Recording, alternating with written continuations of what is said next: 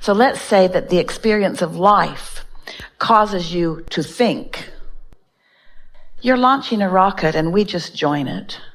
We just ride it for a little while and tend to it, and then when you join it, we all go off together. So this is the subject of thoughts turning to things, which is the subject of evolution, which is the subject of being out on the leading edge, which is the subject of why you are all here, which is the subject of eternal expansion.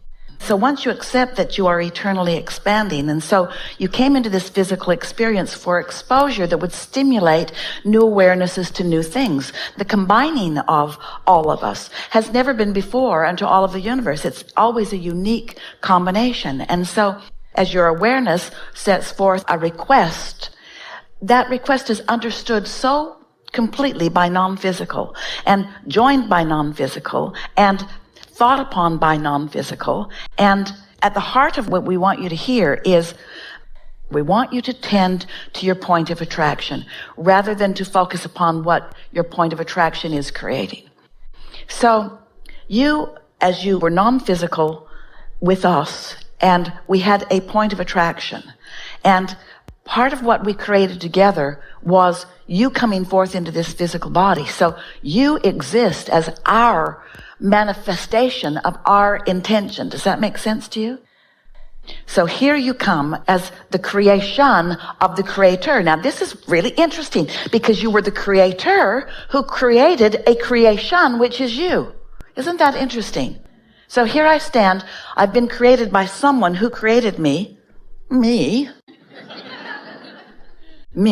And we could talk all day forever, every day, about what that me is. So here you are. And so now, with this new perspective, this fresh new clarity, oh yes, there's continuum from what was before. You're going to collect your mother's heirlooms. And yes, there's continuum because your planet has beliefs. But you're new and fresh and not bound by those beliefs. So you're having new exposure to what is and launching new rockets of desire, which is fulfilling your reason for being. It's exactly what you intended to do. And the non-physical part of you is reveling in you doing that because it's what you intended to do. And it's so delicious to contemplate the new things that you are asking for. So from your inner being place of non-resistance, the satisfaction of that, the joy of that, the thrill of that is indescribable. And we focus with non-resistance on something that we have co-created, that you in your physicalness are primarily responsible for. And in that creation, you cannot see it at first as clearly as we can, because you are sort of muted by the eyes of physical. You're sort of wrapped up in the knowing what you didn't want that caused you to launch the rocket. And so you've got to find some way of separating yourself from knowing what you didn't want, which caused you to know what you did want, but you only knew what you did want for a glimpse. Is this making sense to you?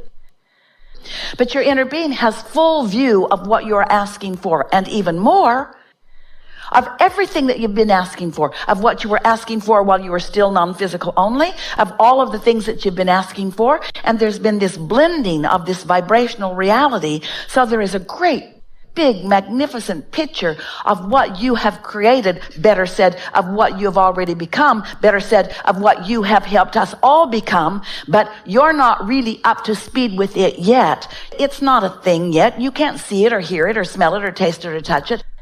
But you could feel it if you are tending to your vibration. If you care about reaching for the vibrational essence of something, you can feel it. And so when you start reaching for the feeling of love or the feeling of wholeness or the feeling of worthiness, when you start reaching for those feelings on the other end of the stick that says more money or more love or more cars or more whatever it is, it's really important things. So even as we're saying you're reaching for your alignment, don't reach for it, be it.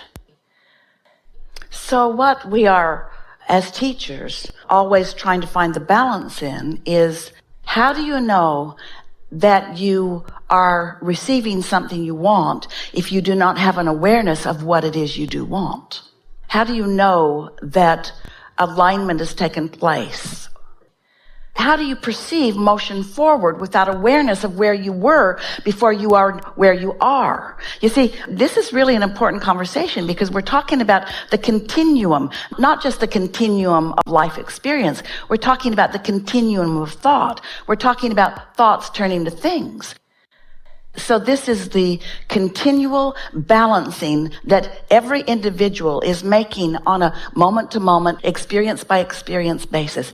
How do I allow my life to help me know what I want without the I don't have it yet part of it prevent it from coming? How do I find that balance? It is by paying attention to the way that you feel. As people come to us, they've had lots of experience doing it, lots of the ways that they've been doing it. And so there are so many different ways of helping to soften the crust that people have gathered around themselves that is keeping them from feeling the natural sense of well-being that is them. We think it would be a wonderful thing. We'd like to just wave a magic wand and put you all in a place of non-resistance, but each person is where they are, and each is upon a personal journey about finding what they are wanting. And everybody's sort of going about it in their way. We want to tell you something about the plan for all of this contrast that surrounds you. The non-physical intention that you held. You thought that all of that contrast would inspire you to personal decisions, but you never planned on the comparison thwarting you. You never planned on looking at others and having it be to your disadvantage. You always planned on the variety that you are being to your advantage because it gives you choices. And so earlier when we said make a decision and line up with it, so just make a decision and line up with it. Is your approach wrong? Don't make that decision and line up with it. Is your partner's approach wrong?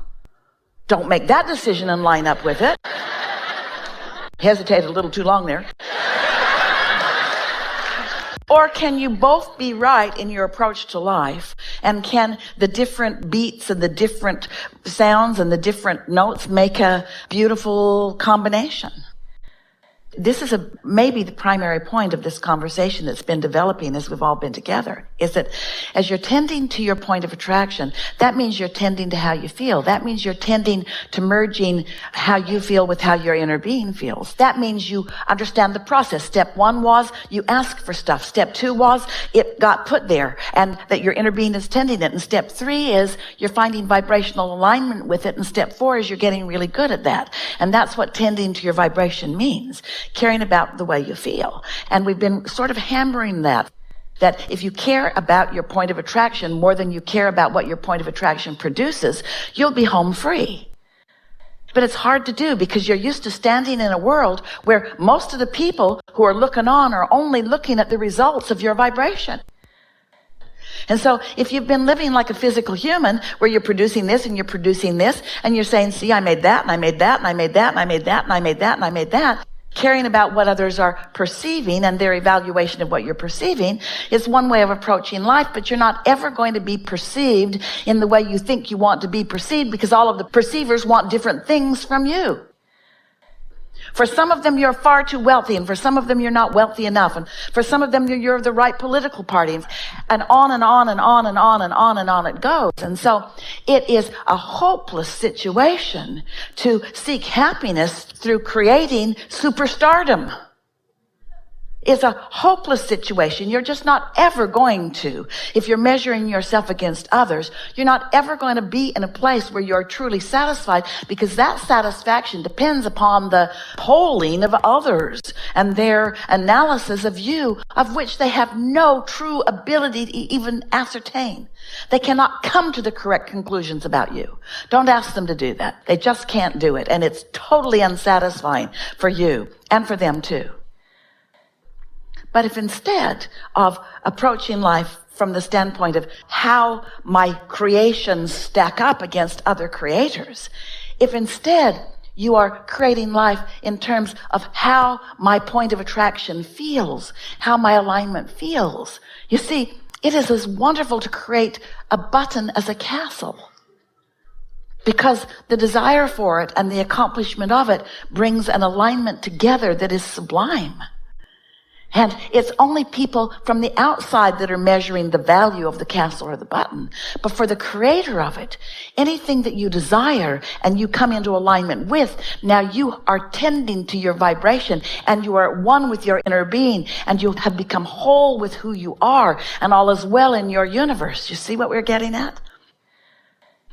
So much of the physical world is wanting to measure accomplishments by manifestations. And it is so backwards because the manifestations are so temporary. They're so fleeting. It's this house, then this house, and this car, and then this car, and this piece of clothing, and this piece of clothing, and on it goes. And it's only really rarely that you get a keepsake that you want to drag through life with you. And then you're dragging your mother's keepsakes through life with her until you're burdened with all of these physical manifestational keepsakes that don't mean diddly squat.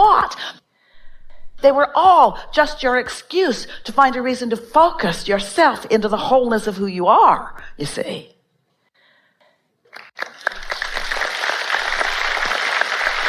So we adore it when you create lovely stuff. We really like it when something sparks your interest and you focus on it and you relax and you allow it to happen and you acknowledge the relationship between it being in your life and your attention upon it. We are not wanting to dissuade you from magnificent creation of physical things. You are in a physical world. You're here to let your manifestations show like that. We just want the manifestations to represent the way you felt as they were becoming, because beyond that, they are meaningless. Beyond the way they caused you to feel or beyond the way you allowed yourself to feel, they don't have any real meaning. They're just something to store and dust and ensure. So let's take this awareness and let's apply it to the way everyone is approaching everything about you. The desires that your life helps you to identify that you want are your excuse for flowing energy. And it's the flowing of the energy that is the prize. You all say the joy is in the journey, and we say those words are so significant. It is the journey. It is the becoming. It's a constant state of a new awareness and a new reason to focus and a new feeling of pleasure of coming into focus. Let us say this to you. And thank you very much for this. We've been saying to you how exhilarating it is to us to contemplate you all discovering the power of non-resisted thought. And now we'd like to say, along with, or maybe even instead, for you to discover the pleasure of non-resisted thought, the joy of non-resisted thought. There's power in there, but what you're reaching for is the joy of it, the alignment of it, the wholeness of it, the recognizing of your value of it, the worthiness of it, the joy of it. And wish the same for everyone. And let everyone be wherever they are in the understanding of who they are and why they are here. And applaud every single thing that every single person feels proud about accomplishing. And be the uplifter that you were born to be by not being too critical of who's doing what. By being the essence of love that you are and just loving the variety that surrounds.